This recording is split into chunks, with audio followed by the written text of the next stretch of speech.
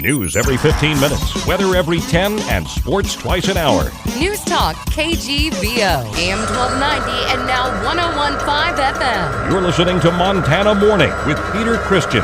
Montana's Attorney General weighs in on the Hobby Lobby Supreme Court decision.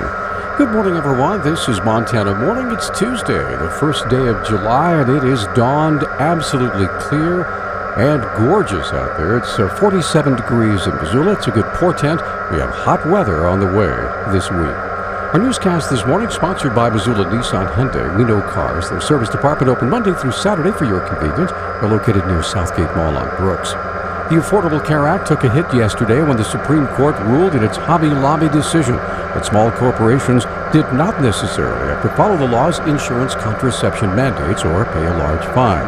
Montana's Attorney General Tim Fox said Montana was involved in that decision. This case is really important because of the religious freedom implications to all Americans, and that's why I joined 19 other state attorneys general in filing a friend of the court brief, or amicus brief as they call it, with the United States Supreme Court, supporting these small, for-profit, family-owned businesses such as Hobby Lobby. Fox took the opportunity to comment more broadly on the Affordable Care Act and the Obama administration. President Obama has taken unilateral steps through his administration to make a lot of changes after there were embarrassing problems that arose from the law. It's just been a train wreck. Unfortunately, it violated the rights of Americans in many different ways, and I will continue to find ways to make sure that the federal government doesn't overreach as they have with this law. The businesses involved in the lawsuit have a relatively small presence in Montana, although there is one Hobby Lobby store in Billings.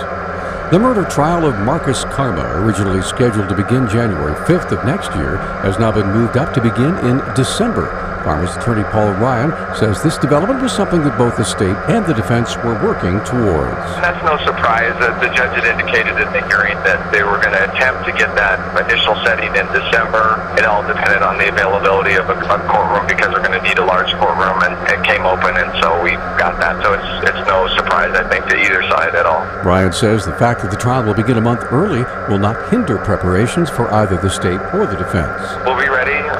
We're working hard right now. Our experts are reviewing the things. We've done a lot of investigation as far as interviewing witnesses and analyzing evidence, and so I anticipate we'll be ready to go on December 1st as the judge's ordered. Karma's charged with deliberate homicide for firing 4 shotgun blasts into his darkened garage early in the morning of April 27th, 2 of which struck 17-year-old German exchange student Darren Dede as he was trespassing in Karma's garage. Karma has entered the plea of not guilty and is currently free on $30,000 bond. Police in Bozeman say a 10-year-old girl was critically injured when she was accidentally run over by a trailer being pulled by a pickup truck.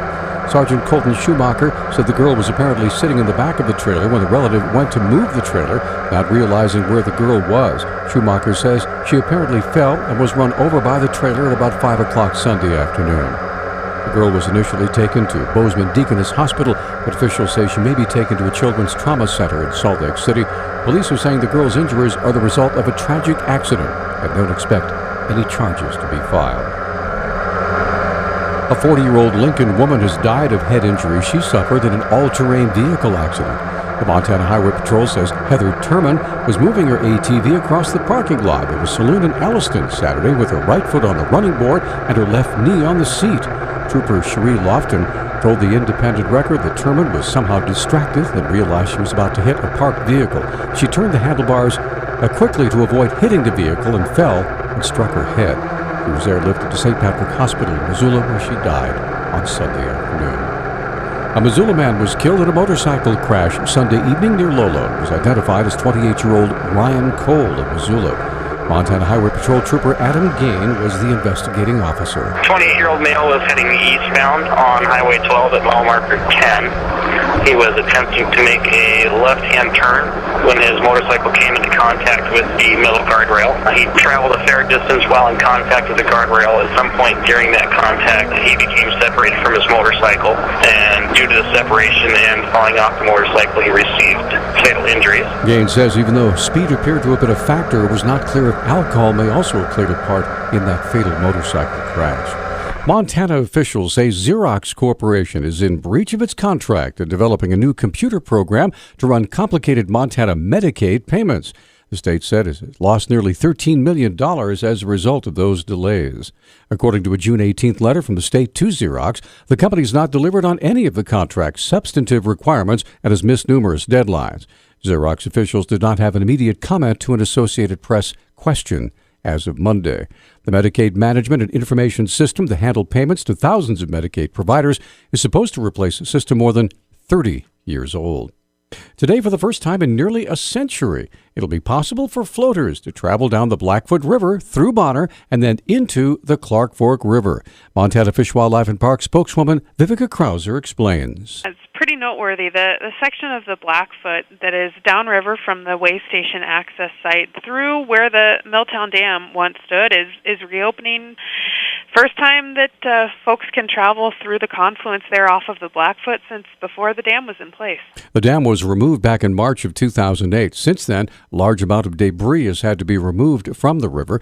Even though the river is open now, some of that debris remains, and she says could pose a hazard. The river itself is pretty dynamic as it is adjusting to the dam being out, and then there's still cleanup underway. There's been a lot of old timbers and saw blades and debris from the old mill that has been removed over the last series of years, and a lot of that still remains. There's some hazards in there that aren't typical for rivers because of its location near an old industrial site.